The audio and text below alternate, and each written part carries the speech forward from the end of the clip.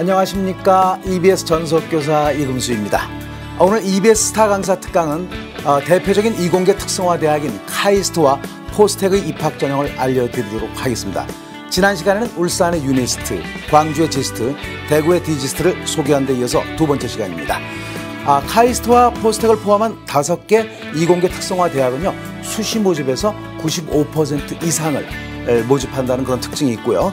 이들 대학의 설립 목적은요, 고급 과학기술 인재 양성과 국가과학기술 발전을 목적으로 한다는 것도 이해를 해두시면 좋을 것 같습니다. 그리고 이공계 특성화 대학은 과학고 학생들이나 영재고 학생들만 가는 것이 아닌가라는 생각들을 많이 하는데요. 올해는 그 과학고의 그 조기 졸업 인원을 많이 줄였습니다. 그러다 보니까 일반계에서는 어찌 보면 큰 기회가 왔다라고 생각을 해도 바람직할 것 같습니다. 포스텍은 특히 수시로 100%를 뽑게 되죠. 또 인원도 그리 많지 않기 때문에 꺼리긴 하는데요. 사실은 소수 정예의 교육을 하기 때문에 상당히 그런 쪽으로 자랑을 많이 하는 그런 대학이라고 볼 수가 있겠습니다.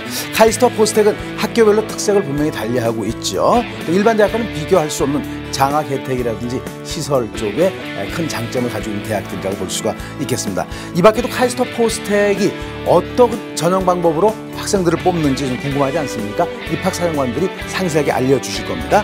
자, 여러분을 지난 5월 23일 인천시 교육청에서 있었던 이공계 특성화대학 입시 설명회 현장으로 안내합니다. 함께 가시죠.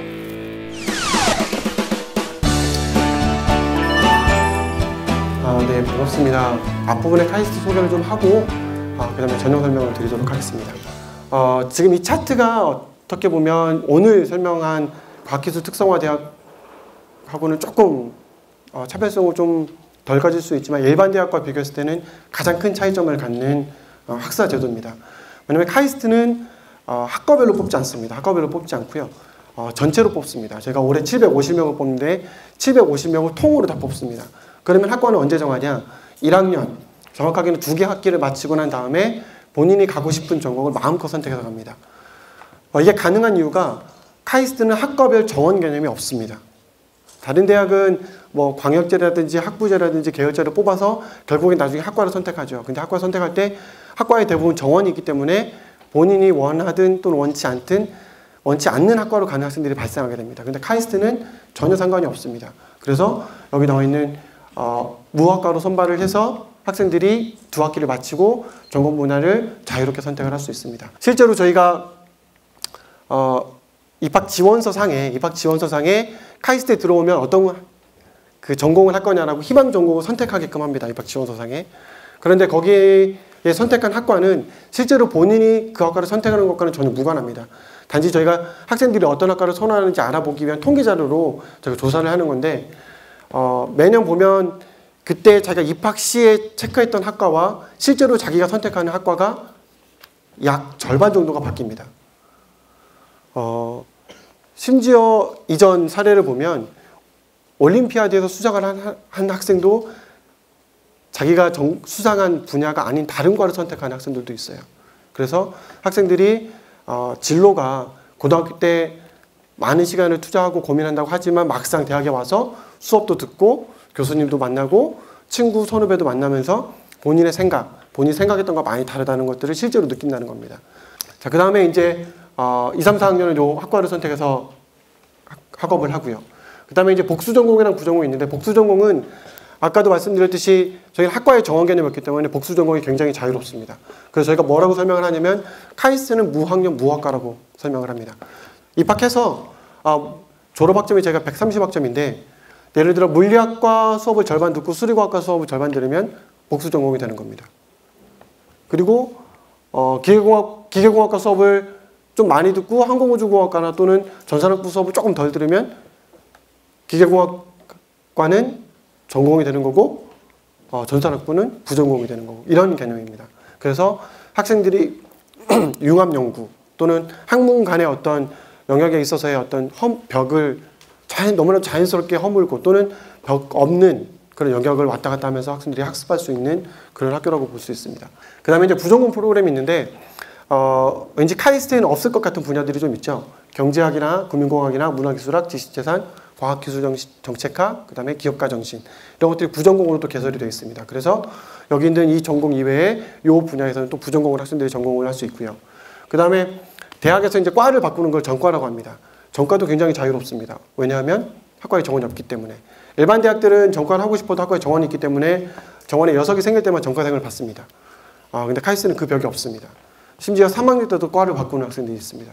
물론 1학년들이 봤을 때는 3학년 때 전공을 바꾸냐 이렇게 생각할 수 있지만 어쩌면 본인의 평생 어떤 연구 분야를 또는 본인이 어떤 전공할 분야를 선택한다는 측면에서 보면 그게 늦지 않은 선택일 수도 있습니다. 자, 그 다음 이제 최근 들어서 아마 다른 대학도 벤치마킹을 해서 많이 도입하는 걸로 알고 있는데요.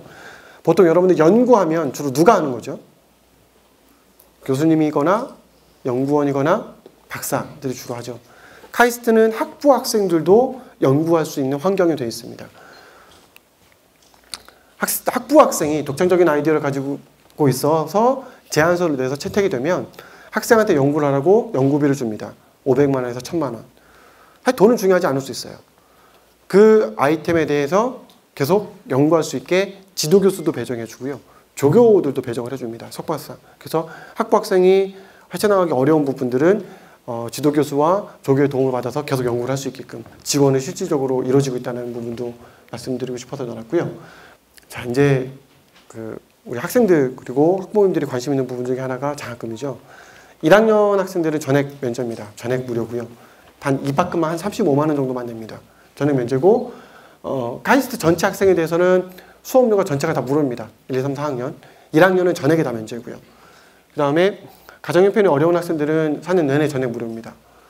여기 학자금, 기숙사비가 월 91,000원밖에 안 합니다. 여러분들 다들 어려우신가요? 91,000원이면 굉장히 저렴한 건데 놀라지도 않으시네요. 카이스트 학생은 전교생이 기숙사 생활을 합니다. 기숙사 생활을 하고요. 그래서 학생들이 정말 마음껏 공부하고 마음껏 놀 수 있는 학교입니다. 동아리 활동도 굉장히 활발하게 되어 있고요.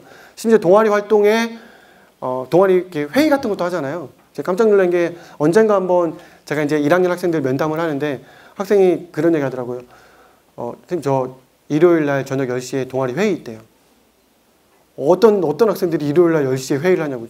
저희는 기숙사잖아요. 그 얘기를 하더라고요. 그래서 전부 다 기숙사 생활을 하면서 동아리 활동과 학교 활동에 굉장히 충실할 수 있는 여건이 마련되어 있고요. 경제적으로도 뭐 굉장히 부담되지 않을 금액입니다.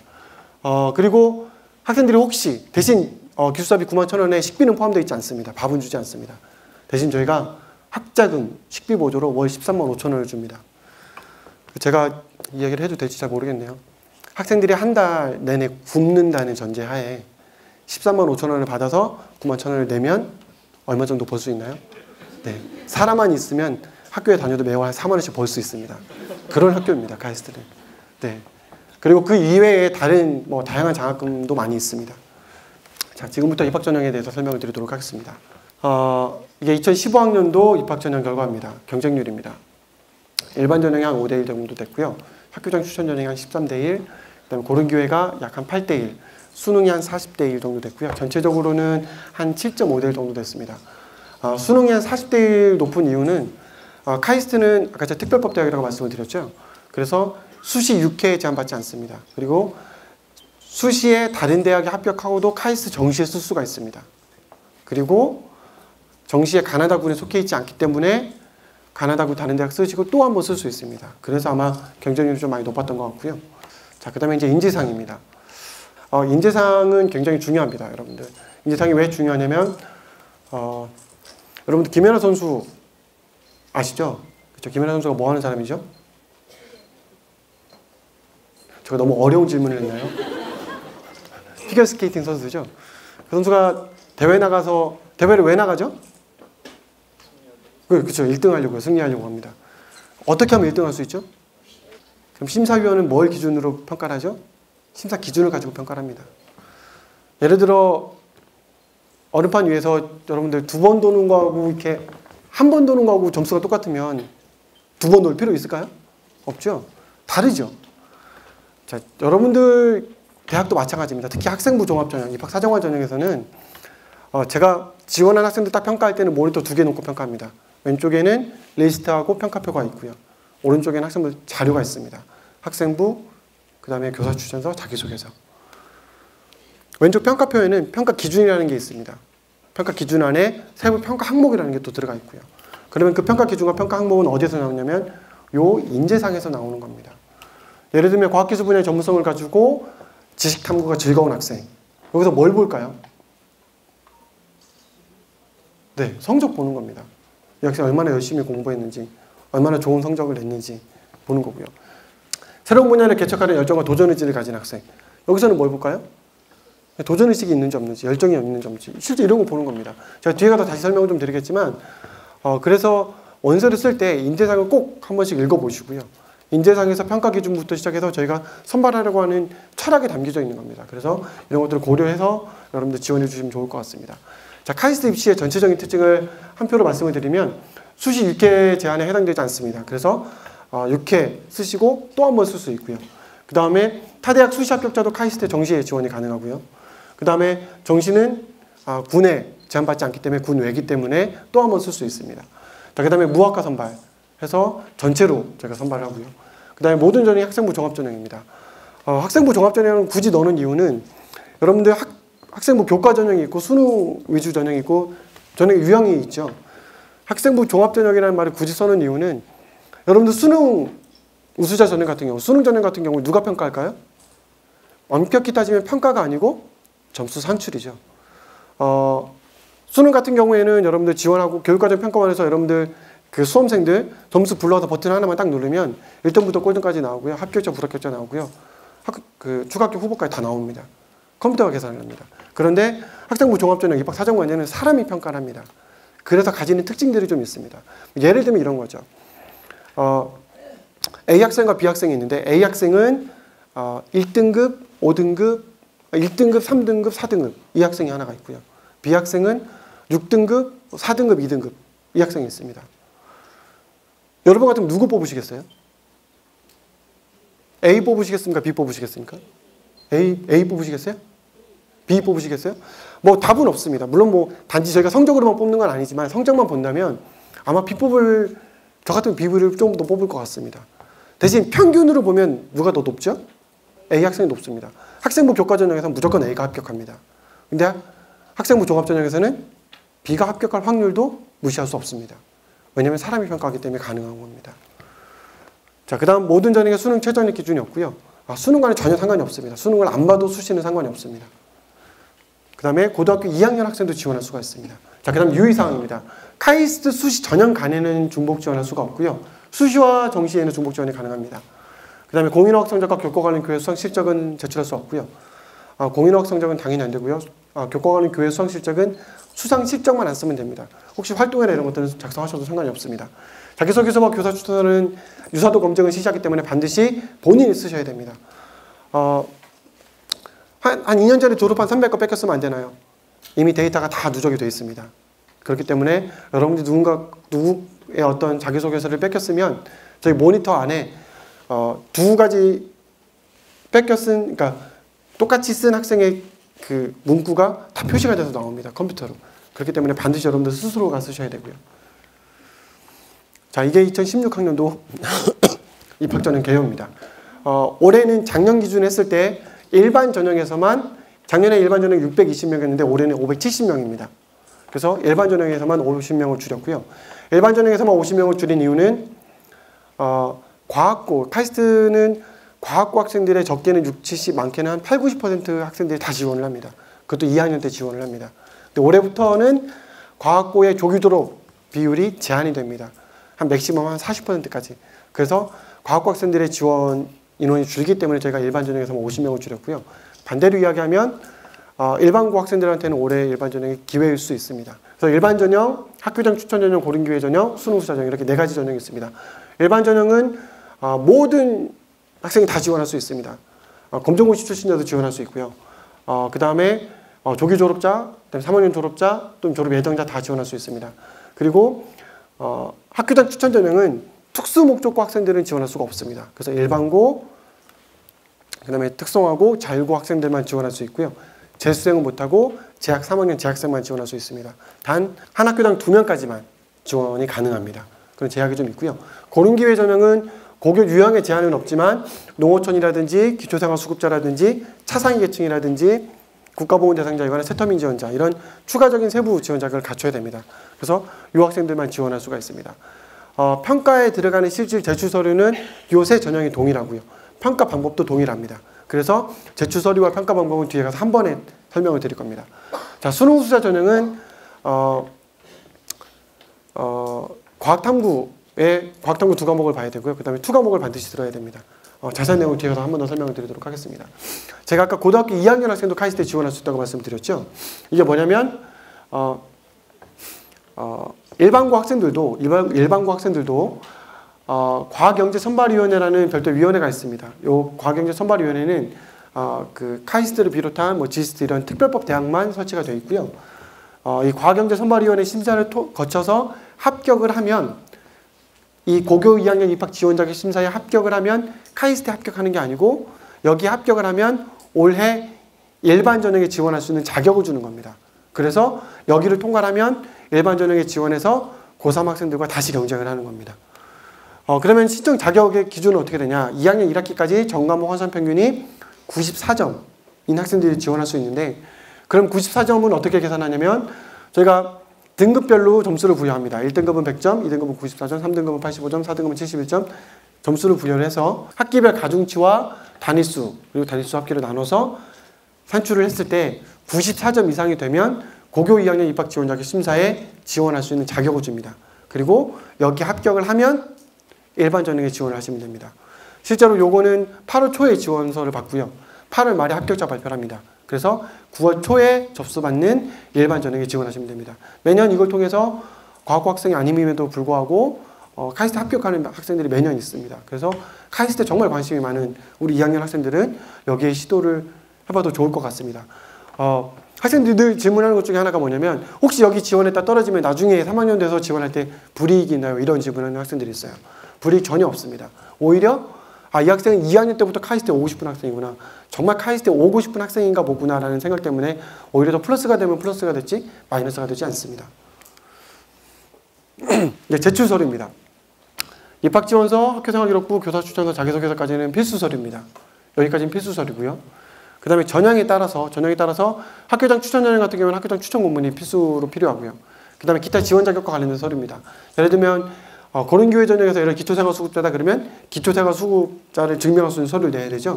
여기 있는 서류가 그런 서류들을 이야기합니다. 그 다음에 교사 추천서하고 자기소개서는 앞부분에 말씀드렸듯이 공인화학 성적이나 교과관의 교육수학 실적을 제출할 수 없게끔 되어 있고요. 자기소개서 증명서류는 어떤 서류냐면 자기소개서를 저희가 평가를 할 때 내용을 쭉 읽다 보면 학생부나 추천서에 없는 내용들이 있어요. 어디에도 없는 내용을 자기소개서의 내용이 있을 때가 있습니다. 그때 평가하는 사람 입장에서는 이게 진짠가? 의문이 생길 수 있죠. 이런 의문을 해소시켜주는 자료가 자기소개서 증명서류입니다. 무슨 얘기인지 아시겠죠? 자기소개서 증명서류는 평가하지 않습니다. 자기소개서에 있는 내용을 확인하기 위한 서류지 평가 서류가 아닙니다. 그래서 자기소개서 증명서류에 대한 오해는 없으셨으면 좋겠고요. 분량은 개수로는 최대 4개, 최대 분량은 4쪽입니다. 그러니까 4개가 다 합쳐서 4쪽이라는 겁니다. 최대. 자, 그 다음에 카이스트는 모든 서류를 온라인으로 받습니다. 온라인으로 받기 때문에 학생부도 온라인으로 끌어오죠. 그 다음에 자기소개서, 교사 추천서, 자기소개서 증명서류까지 증명서류도 스캔해서 온라인으로 제출합니다. 그래서 최종 합격자에 한해서는 파일로 업로드한 전체 서류의 원본 또는 원본 대조필 도장이 찍힌 사본을 제출해야 됩니다. 그래서 카이스트에 제출한 서류는 보관을 좀 하고 있어야 됩니다. 자, 자기소개서 양식입니다. 1번부터 3번은 한국대학교육협의회의 공통양식을 활용을 하고요. 그 다음에 4번 지원 동기 등 본인이 작성하고 싶은 내용을 자유롭게 기술해 주십시오. 4번이 저희 카이스트 고유 문항입니다. 4번에서는 1번부터 3번 내용 중에 작성할 수 없는 내용들을 써주시면 되고요. 그 다음에 카이스트에 자기가 정말 오고 싶다는 내용을 여기에 써주시면 됩니다. 자, 그 다음에 전형 방법 공통입니다. 일반 전형, 학교장 추천, 고른기회 전형 공통으로 서류평가는 지원자 1인당 3명이 평가를 합니다. 평가위원이. 그리고 평가는 예를 들어 학생부 몇 점, 자기소개서 몇 점, 교사 추천서 몇 점 이렇게 평가하지 않고요. 자료를 다 보고 이 학생은 어떤 학생이다. 이 학생은 몇 점이다. 이렇게 평가를 합니다. 면접은 지원자 1인당 면접위원 3명이 평가를 합니다. 1대3 면접이고요. 절차는 면접 전 대기실에서 대기하다가 면접 준비실에 가서 수학과학 문제를 저희가 미리 줍니다. 그래서 20분 정도 수학과학 문제에 대해서 준비할 수 있는 시간을 주고요. 끝나면 면접 고사실에 가서 면접을 봅니다. 면접 시간이 약 20분이고요. 20분 동안 수학과학뿐만 아니고 인성 면접도 같이 봅니다. 그리고 면접이 끝나면 면접 후 대기실로 이동을 하면 됩니다. 좀 더 자세히 보시면 면접 대상자는 서류평가 점수를 100%로 해서 약 2.5배수 정도 뽑고요. 그 다음에 최종 합격자를 기준으로 했을 때는 서류평가가 70, 면접평가가 30% 정도 반영이 됩니다. 그래서 서류평가는 크게 학업 역량과 인성 및 사회적 역량으로 두 가지로 나뉘어지고요. 학업 역량에서는 학업 성취도, 그러니까 전반적인 이 학생의 성취도가 어떤지, 교과 성적이 어떤지 보고요. 그 다음에 성취도 추이, 혹시 성적이 고등학교 올라서 꾸준히 올라가는지 또는 뭐 꾸준히 내려가는지. 그 다음에 과목 간 학업 편차인데 이게 아마 다른 대학에는 없을 겁니다. 카이스트는 유난히 수학과학은 아주 우수한데 다른 과목이 너무 떨어지는 학생들이 좀 있어요. 그럴 경우에 저희가 물론 이 과목을 못한다고 볼 수도 있지만 상황에 따라서는 이 학생은 성실하지 않은 학생이다. 주요 과목은 열심히 하고 비주요 과목은 열심히 하지 않는 학생이다. 이렇게 판단할 수도 있다는 겁니다. 그래서 저희가 과목 간 학업 성취도 편차도 보고요. 그 다음에 수학과학 교과 이수 정도도 봅니다. 대신 수학과학 교과 이수 정도를 볼 때는 그 학교에 개설된 교과목 과정을 고려해서 저희가 평가를 합니다. 예를 들어서 자기가 다니는 고등학교에는 예를 들어 과목이 예를 들어 물리하고 지구과학밖에 개설이 안 돼 있다. 그럼 그 학생은 더 듣고 싶어서 들을 수가 없는 거잖아요. 그런 것들은 저희가 고려해서 평가를 합니다. 그래서 수학과학 교과 이수 정도도 보고요. 그 다음에 인성 및 사회적 역량에서는 이 학생이 학교 생활에 얼마나 충실했는지, 교우 관계는 좋은지, 배려심은 있는지, 그 다음에 창의성이 있는지 또는 도전 의지가 있는지, 그 다음에 여기 발전 가능성에는 리더십 또는 자기주도 학습 또는 자기주도 활동 또는 혹시 뭐 간혹 학생들 중에 역경 극복 사례가 있는지 이런 것들을 평가를 합니다. 면접에서는 수학과학과 인성을 같이 봅니다. 수학은 모든 학생이 필수고요. 모든 학생이 필수고 과학은 물리, 화학, 생명과학 세 과목만 보고요. 지구과학은 제가 제외가 됩니다. 물리, 화학, 생명과학 세 과목 중에 여러분이 지원자가 지원할 때 지원서에 한 과목을 선택하게끔 할 겁니다. 그리고 나머지 두 과목, 본인이 선택하지 않은 나머지 두 과목은 면접위원이 무작위로 질문을 할 겁니다. 안타깝지만 학생 입장에서는 결과적으로 세 과목을 다 준비를 해야 되죠. 네. 여러분의 표정이 점점 어두워지고 있습니다. 자, 그렇고요. 그 다음에 인성 면접은 앞부분에 말씀드린 인성 쪽 부분하고 그 다음에 서류와 관련된 검증 내용들을 봅니다. 제가 서류 평가를 할 때 내용 중에 의문이 생기거나 또는 이 학생이 이런 부분을 면접에서 좀 확인했으면 좋겠다는 내용이 있으면 제가 서류 평가할 때 그런 내용들 메모를 합니다. 그래서 면접위원이 볼 수 있게끔. 그래서 서류 평가를 하면서도 제가 이거는 면접에서 꼭 질문을 해야 되겠다는 내용들은 면접에서도 반드시 질문을 합니다. 그런 내용들을 요 인성 및 사회적 역량 면접 볼 때 같이 면접을 봅니다. 면접은 요게 한 고사실에서 같이 이루어지고 시간은 20분입니다. 자, 수능은 국어 A, 수학 B, 영어, 과학탐구 두 과목입니다.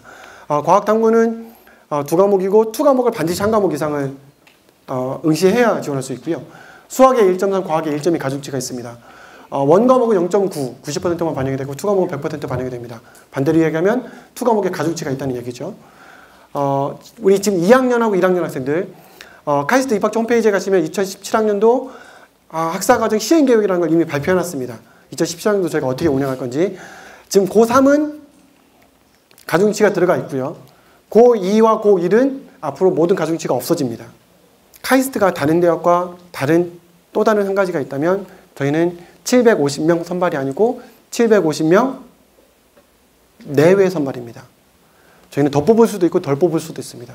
우수한 학생이 많다 그러면 좀 더 뽑을 수 있고요. 우수한 학생이 많지 않다 그러면 좀 덜 뽑을 수도 있습니다. 많은 우수한 학생들이 지원해서 750명보다 제가 더 뽑았으면 좋겠습니다. 그리고 그 학생들이 여기에 있는 학생이었으면 좋겠습니다. 네. 일정은 이렇고요. 네, 카이스트에 오시면 Be the best in the world가 될 수 있습니다. 꼭 오셔서 여러분들이 한국의 과학기술을 이끄는 과학도가 됐으면 좋겠습니다. 네, 이것으로 설명을 마치도록 하겠습니다. 감사합니다.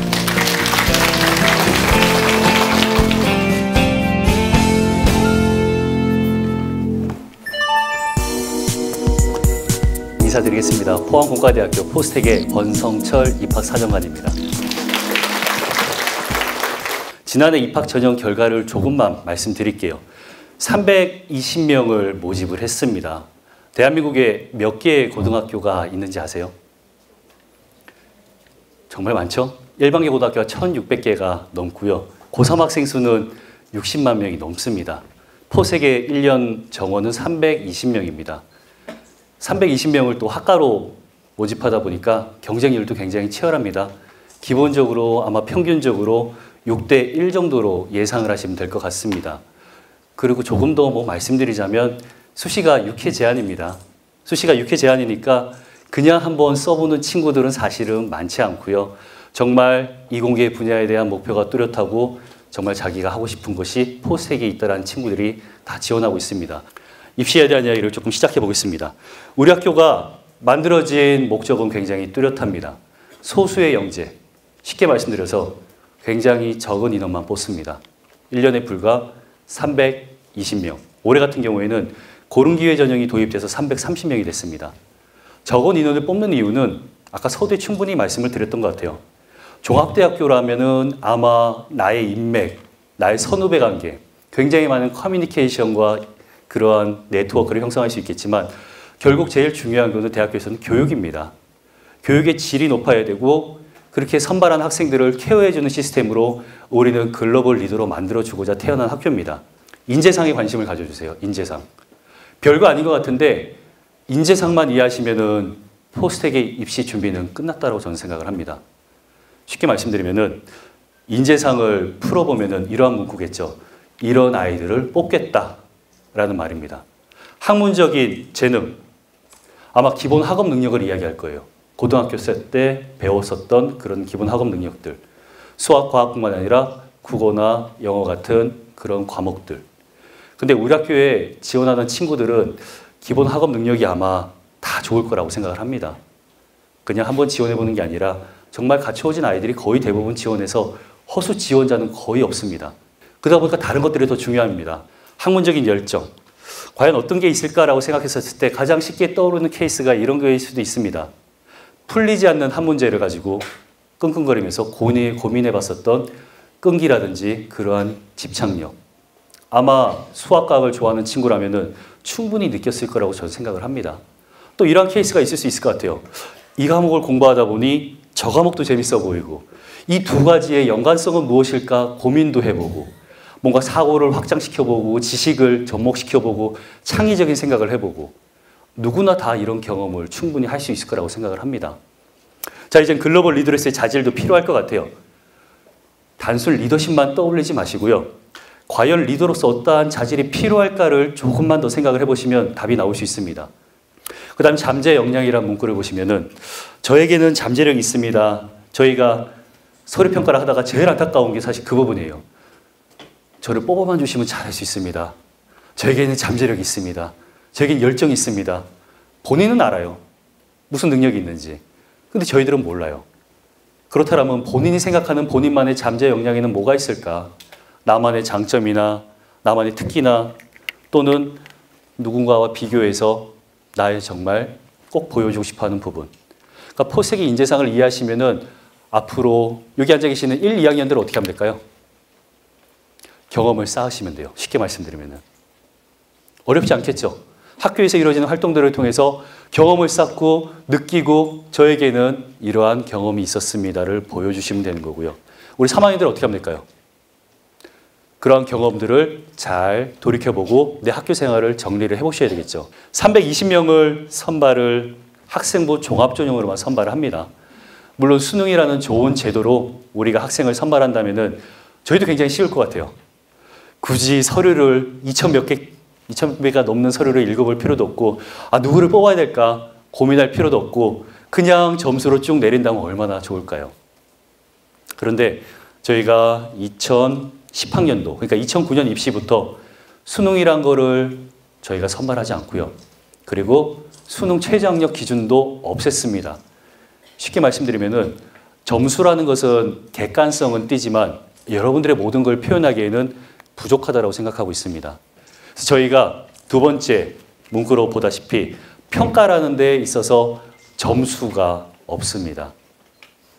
쉽게 말씀드리면은 여러분들의 내면을 들여다보고 여러분들이 누구인지를 이해하고 우리 학교에 맞는 학생일까 이거를 찾아보기 위해서 다양한 모습을 볼 수밖에 없습니다. 제가 말씀드렸었던 것이 인지상에 가까운 아이들을 뽑기 위한 노력을 할 거고요. 네 번째 보시면은 반복학습 가급적 안 했으면 좋겠다라고 저희들은 생각합니다. 그 다섯 번째 이야기를 한 번 더 드릴게요. 현재 학업 역량하고 아마 잠재 역량 이 두 가지 측면이 우리 대학교 입시에서 제일 중요합니다. 현재 학업 역량, 잠재 역량. 그냥 제가 흔히 드는 케이스로 한번 네 가지 케이스를 한번 말씀드려 볼게요. 첫 번째 케이스입니다. 현재 학업 역량이 좋고요. 입학 후에 성장 가능성이 좋습니다. 여러분들께서 입학 사정관이라면 뽑으시겠죠? 뽑으실 겁니다. 이 두 번째 케이스입니다. 현재 학업 역량은 좋으나 성장 가능성이 안 보이는 친구들. 어떻게 하시겠어요? 고민되시죠? 공부 잘하는 분명히 맞는데 그래도 뭔가 좀 걱정이 됩니다. 세 번째 케이스입니다. 현재 역량은 다소 부족한데 조금 부족한데 잠재 역량이 너무나 좋아 보입니다. 뽑으실 건가요? 제가 그냥 농담 삼아서 말씀드리는데요. 대한민국의 고등학생들이 다 3번이더라고요. 자기소개서 읽어보면 제일 흔하게 볼 수 있는 문구 첫 번째. 비록 제가 지금은 좀 부족하지만 뽑아주시면 진짜 잘할 수 있는데. 선생님의 추천서에는 뭐라고 적혀있는지 아세요? 똑같습니다. 이 학생이 비록 지금은 좀 부족한데 귀결 교육을 받는다면 훌륭한 과학자로 성장할 수 있을 것 같습니다. 끝나고 난 다음에 어머님들이 아마 상담해달라고 하면 상담해드릴 건데 똑같은 질문 또 하실 거예요. 아, 우리가 중학교 때는 잘했는데 고등학교 때 성적이 조금 진짜 얘 괜찮았는데 뽑아주면 잘할 수 있는데. 우리 3번이 대한민국의 고등학생들이고요. 이거 농담이었습니다. 네 번째 케이스입니다. 현재 역량도 입학 후에 성장 가능성도 부족한 친구입니다. 아마 어머님들이나 우리 학생들도 아버님들도 안 뽑는다에 동의하실 것 같아요. 결국은 저희 입학사정관의 시각과 일반인들의 시각, 학생들의 시각, 선생님의 시각, 모두의 시각이 비슷할 것 같습니다. 둘 다 좋으면은 포색이라는 대학에서 굉장히 데려가고 싶어 할 거고요. 둘 다 안 좋으면은 미안하지만 우리 학교는 조금 안 맞아. 이렇게 이야기를 할 것 같고요. 밸런스가 맞지 않는 친구가 나오면은 포색 입학사정관들은 고민을 하기 시작합니다. 누구에게 기회를 줘야 될까? 쉽게 말씀드려서 현재 학업 역량이 좋은데 성장 가능성이 안 보이는 친구를 한번 몇 가지를 말씀드려 볼게요. 첫 번째 케이스. 꿈이 없는 친구들입니다. 간혹 나와요. 그러니까 쉽게 말씀드리면은 성적을 받기 위한 공부를 한 친구들이에요. 성적으로 보면은 나무랄 데가 없는데 이 친구는 도대체 본인이 누구인지, 본인이 하고자 하는 것은 무엇인지, 본인이 나중에 어떠한 사람이 되고 싶은지, 어떠한 꿈을 갖고 있는지가 보이지 않는 친구가 있어요. 서류 평가나 면접을 통해서. 이 학생이 아마 예전에 점수로 뽑았다면 합격이겠죠. 하지만 이제는 저희들이 봐서는 불안한 거예요. 대학교에 와서 이런 학생들이 정말 교육을 받고 성장할 수 있을까? 고민하고 있습니다. 두 번째 케이스입니다. 자기 관리가 안 되는 친구들도 있어요. 고등학교 때까지는 맞춰진 시간표대로 하라는 대로만 하면 모든 게 다 끝나잖아요. 대학교 오면은 가르쳐주는 사람이 없습니다. 혼자 시간표를 짜고 커리큘럼을 만들어서 학교 공부뿐만 아니라 동아리 활동해야 되죠. 누군가와 다른 활동해야 되죠. 또 본인이 좋아하는 거 찾아서 해야 되죠. 자기 관리가 시간 관리가 안 되는 친구들은 문제가 생길 수도 있습니다. 세 번째 케이스로 현재 역량은 다소 부족한데 성장 가능성이 정말 뛰어나 보이는 친구들. 어떠한 친구들이냐면 아마 가장 쉬운 예인 것 같아요. 정말 역경을 극복했다. 근데 역경이란 거는 모두에게 있는 건 아니에요. 하지만 그 역경이란 거를 다른 사람과 비교하지 마시고 본인만 한번 생각해 보세요. 내가 성적이 떨어졌다. 이게 나의 역경일 수도 있어요. 난 진로에 대한 고민이 생겼다. 이게 내 역경일 수도 있어요. 그러니까 여러분들이 남들과 비교하기보다는 본인만 생각해 보세요, 한번. 나의 인생을, 나의 경험을, 나의 모든 걸 한번 생각을 해보세요. 성적 상승, 뭐 그런 케이스가 나올 수 있겠죠. 그러니까 여러분들이 갖고 있는 그런 잠재 역량, 이런 것들을 과감하게 보여주시는 게 제일 중요합니다. 말로만 보여주시면 안 돼요. 저에겐 잠재력이 있는데요. 저에게 성장 가능성이 있는데요. 그럼 제가 입학사정관들을 질문을 해요. 그게 뭔데? 한번 보여봐봐. 이 보여줄 수 있는 자료가 아마 세 가지일 거예요. 학생부와 자기소개서와 추천서입니다. 자, 우리 학교는 원서 접수는 9월 달부터 하지만 8월 달부터 미리미리 자기소개서와 추천서를 저희가 쓸 수 있도록 오픈하고 있습니다. 그리고 원서 접수는 9월 달에 한국대학교협의회에서 그쪽에서 지정하는 날짜에 원서 접수를 다 받을 거고요. 그리고 최종 합격자 발표는 12월 8일이고요. 그렇게 우리 학교의 입학 전형 일정은 이루어지고요. 학과를 보시면은 이학계열, 수학, 물리, 화학, 생명 4개 학과가 있습니다. 그리고 공학계열, 신소재공학과, 기계공학과, 산업경영공학과, 전자전기공학과, 컴퓨터공학과, 화학공학과, 창의-IT융합공학과, 그리고 1학년 때는 학과가 결정되지 않은 단일계열 무학과. 많지 않죠? 하지만 정준영 입학사정관이 이야기한 대로 우리 학교가 커버하는 이공계 분야는 엄청나게 넓습니다. 그러니까 오늘부터 충분한 학과 탐색을 해보시고요. 그리고 목표로 하는 대학교가 포스텍. 왜 뭐 다른 학교가 있다. 그 학교에도 비슷한 학과가 있는지도 많이 찾아보시고 그 다음에 정말 나는 포스텍이 맞습니다. 라는 거를 확신을 갖고 지원하면 자신감이 생길 거예요. 정말 나는 여기가 맞아. 이런 확신이 든 친구들 과감하게 도전하시면 될 것 같습니다. 1단계는 서류평가입니다. 말씀드린 대로 학생부, 자기소개서, 추천서 이 서류가 필요합니다. 한번 인칭을 생각해 보세요. 인칭. 학생부는 선생님이 객관적으로 쓰는 어떻게 보면은 신뢰할 만한 자료입니다. 선생님이 다 쓰시겠죠. 자기소개서는요. 자기의 시각으로 쓰는 자기의 모습이에요. 이 두 가지를 통해서도 알 수 없었던 모습은 추천서예요. 선생님이 제3의 시각으로 다시 한번 이야기를 해주십니다. 이 서류를 준비하는 방법은 생각보다 쉽습니다. 첫 번째 학생부. 학교에서 이루어지는 활동이 내 것이면 됩니다. 주도적으로 참여하고요. 열정을 느껴보시고요. 무엇인가 경험과 느끼시는 게 있으면 됩니다. 학교 생활을 꼭 자기 걸로 만드셨으면 좋겠고요. 두 번째는 자기소개서는 가급적 오늘부터 썼으면 좋겠습니다. 정말. 별거 아닌 것 같지만 하루에 한 줄씩만 써본 연습만 해도 인생은 재밌습니다. 1학년 때부터 하루에 한 줄씩 씁니다. 와, 고3 때가 되면은 엄청난 양이에요. 2학년 때부터 써도 엄청난 양입니다.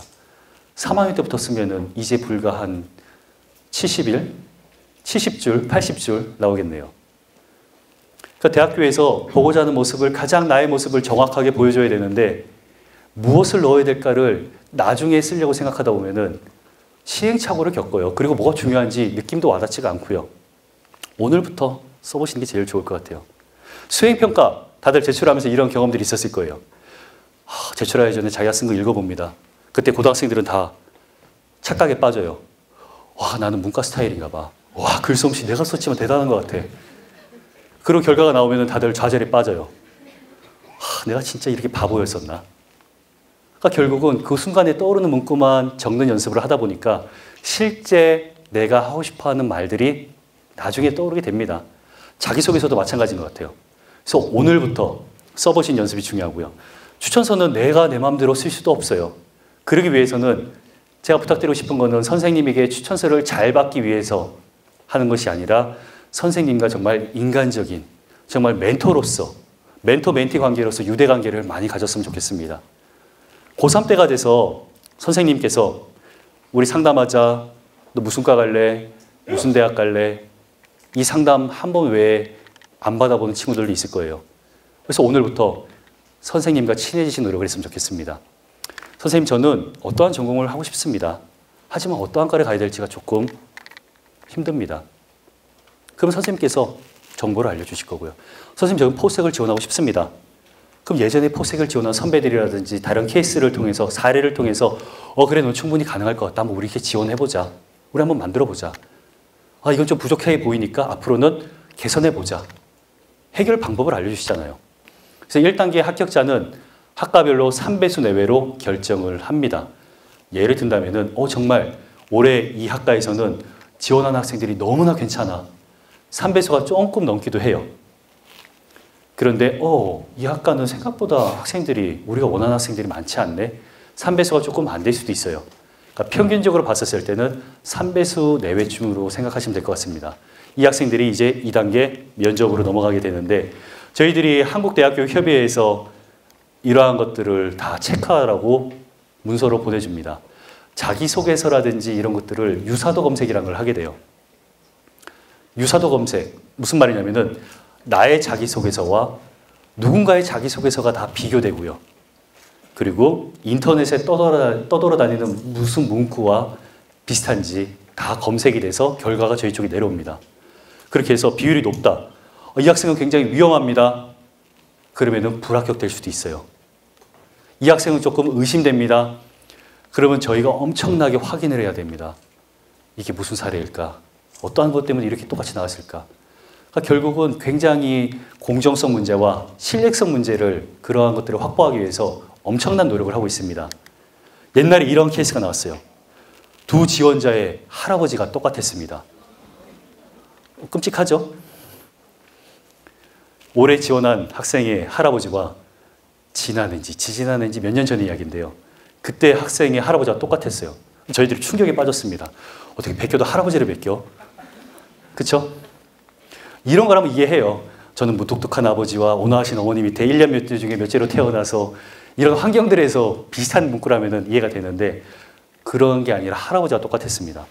그래서 저희가 엄청난 고민에 쌓이고요. 조사를 시작했어요. 그 조사 결과 이 학생은 무혐의라고 해야 되나요? 아무 문제가 없다라고 판단해서 합격을 했습니다. 왜 그랬냐면은 사촌간이었어요. 사촌간에 할아버지가 다를 수는 없잖아요. 그래가지고 이 정도로 한국대학교협의회에서는 유사도 검색이라는 걸 하고 어떤 문구가 똑같습니다. 비슷합니다. 저희 쪽으로 결과가 다 넘어와서 저희들은 그걸 다 확인을 해봐야 됩니다. 그러니까 저희들이 그냥 서류를 아마 이런 오해들 많이 하시는 것 같아요. 에이, 포색에서는 학업 능력이 안 되면 안 볼 거야. 그냥 성적 보고 그냥 쭉 잘라버리겠지. 절대 그런 일 없습니다. 학생부의 한 줄 다 읽어보고요. 자기소개서의 한 줄 고민하고요. 추천서 살펴봅니다. 그러니까 준비 진짜 잘 하셔야 돼요. 그냥 한번 지원하는 게 아니라 완벽하게 본인 스스로가 정말 자신감을 갖고 해봐야 되겠다. 이런 자신감이 든다면은 1단계 합격하실 것 같고요. 2단계는 면접입니다. 면접. 아마 다들 면접이 제일 두려우실 것 같아요. 사실 1단계도 통과하기는 조금 어렵기도 합니다. 하지만 2단계 면접 어떻게 준비를 해야 될까? 고등학교에 계신 선생님들 엄청나게 질문하시고요. 학부모님들 엄청나게 질문하시고요. 우리 학생들 진짜 많이 질문합니다. 잠재력 평가 면접, 쉽게 말씀드리면은 서류를 기반으로 하는 인성 면접이에요. 그럼 서류라고 하면은 학생부와 자기소개서, 추천서 요 3가지인데 특별히 준비할 필요가 없겠죠. 학생부에 있는 내용이 전부 다 본인의 내용이면은 정말 자신감 있게 이야기할 수 있을 거고요. 자기소개서에 나의 모든 것들을 표현했다면은 나의 이야기를 다시 한 번 더 구체적으로 알려드리는 거고요. 선생님과 충분한 상담과 고민을 했었더라면은 우리 선생님께서 정말 나의 솔직한 부분들을 담아주셨을 테니까 알려주시겠죠. 학생부에 들어가 있는 내용이 왜 들어가 있는지를 모르는 친구들이 생각보다 많습니다. 하지만 저희 입학사정관들은 그게 다 궁금해요. 도대체 이 학생이 왜 이런 거를 했고 왜 이런 결과를 얻었고 그래서 이 애가 말하고자 하는 건 무엇일까? 자기소개서도 마찬가지겠죠. 모든 내용이 질문거리예요. 그러니까 오늘부터 준비하시고 자기 걸로 만드신다면 특별한 준비는 안 하셔도 될 것 같습니다. 그리고 많은 분들이 오해를 하시는데 자기소개서를 기반으로 하고 이런 서류를 기반으로 한 인성면접에서 말을 잘하는 게 면접을 잘 보는 게 아닙니다. 말을 잘한다는 것은 주어진 거를 달달 외워와서 읊는 친구들이에요. 우리가 궁금해하는 것은 이 학생이 누구일까가 더 구체적으로 알고 싶은 거예요. 그렇기 때문에 서로 면접관과 소통이라고 생각하시면 됩니다. 소통. 이 사람이 묻는 질문은 나의 어떠한 경험으로 알려드리는 게 맞을까? 그러니까 여러분들이 본인에 대해서 정확하게 알려주는 거지 말을 잘하는 게 면접이 아닙니다. 잠재력 평가 면접은 평상시에 본인이 누구인가, 내가 왜 이런 것들을 하게 됐었는가, 이러한 경험들에 초점을 맞추고 편안하게 생각하시면은 특별한 면접 준비는 하지 않으셔도 괜찮을 것 같고요. 전공 적합성 면접 준비가 굉장히 어려워하신 것 같아요. 근데 실제 해답은 여러분들의 진로 탐색이 다 들어가 있습니다. 정답이 없는 문제가 나올 거고요. 고등학교 때 배웠었던 수학, 과학의 기본 개념이 활용되는 그런 창의적이고 도전 정신을 발휘할 수 있는 그러한 문제들이 나갈 거예요. 그렇다고 하면은 내가 지원하고자 하는 학과에서는 어떠한 과목이 중요할까? 고등학교 때 배웠었던 무슨 과목이 필요할까? 오늘부터 찾으시면 답이 나오겠죠. 자꾸 문제를 풀기 위한 연습을 하시기보다는 고등학교 때 배운 수학과학의 기본 개념을 완벽하고 그리고 그거를 통해서 스스로가 무엇인가 말하고자 할 수 있는 그러한 창의적인 응용력이 있다면 전혀 두려울 게 없습니다. 전공 적합성 면접은 여러분들이 진로 탐색에서 충분히 준비가 가능하다고 생각하고요. 창의 IT 인재 전형은 면접이 제가 아까 말씀드린 대로 1박 2일로 이루어지고요. 잠재력 평가 면접은 똑같습니다. 일반 전형의 면접과. 그리고 이제 잠재력 평가 면접 외에 전공 적합성 면접. 이것이 두 개로 나뉩니다. 창의력 개인 면접, 그리고 창의력 그룹 면접. 이 면접에서 제일 중요한 거는 마찬가지입니다. 문제를 잘 푸는 게 기반이 되는 게 아니고요. IT라든지 아니면은 여러분들이 흔히 일상사회에서, 일상생활에서 어디서 볼 수 있는 어떠한 현상들을 창의 IT, 예를 든다면은 IT 기술을 활용할 수 있는 어떠한 응용력과 상상력과 접목시킬 수 있는 그런 사고의 확장성이라든지 이런 다양한 모습을 보고 싶어서 보는 면접이에요. 그래서 개인 면접과 그룹 면접으로 나뉩니다. 그러니까 여러분들이 그냥 교과서에 있는 내용을 빨리 풀고 달달 외운다면은 우리 학교의 전공적합성 면접, 창의 IT에서 보는 창의력 평가 면접이 어려울 수 있겠지만 평상시에 호기심을 가지고 자꾸 도전해보고 느껴보시고 무엇인가 스스로가 자꾸 사고해보고 표현해보시고 접근해보신다면 우리 학교의 전공 적합성 면접은 준비가 끝날 거라고 생각합니다. 그리고 올해 새로 생긴 고른기회 전형, 그리고 단일 계열이라는 면접이, 단일 계열이라는 그 무학과가 있잖아요. 거기는 이제 아마 이공계 분야를 총망라하는 그러한 전공 적합성 면제가 나갈 것 같습니다. 특정 과목의 특정한 개념이 기반이 되는 게 아니라 이공계 분야에서 전반적으로 볼 수 있는 통합형이 나갈 수도 있고요. 아니면은 수학적인 개념을 활용하는 게 나갈 수도 있고요. 하지만 어떤 특정한 분야가 특정한 학문이 기반이 되는 그런 면접 문제가 출제되지는 않을 것 같습니다. 혹시라도 더 궁금하신 사항 있으시면은 포스텍의 문을 두드리시면 됩니다. 입학사정관실 홈페이지 들어오셔가지고 Q&A에 답변 남겨주셔도 되고요. 그리고 포스텍 어드미션이라는 대표 이메일을 보내시면 저희들이 상담해 드리고요. 전화 주셔도 괜찮습니다. 제가 뭐 짧은 시간이나마 최대한 많은 이야기를 해드리려고 노력했는데 좀 괜찮으신가요? 네, 지금까지 경청해 주셔서 고맙습니다.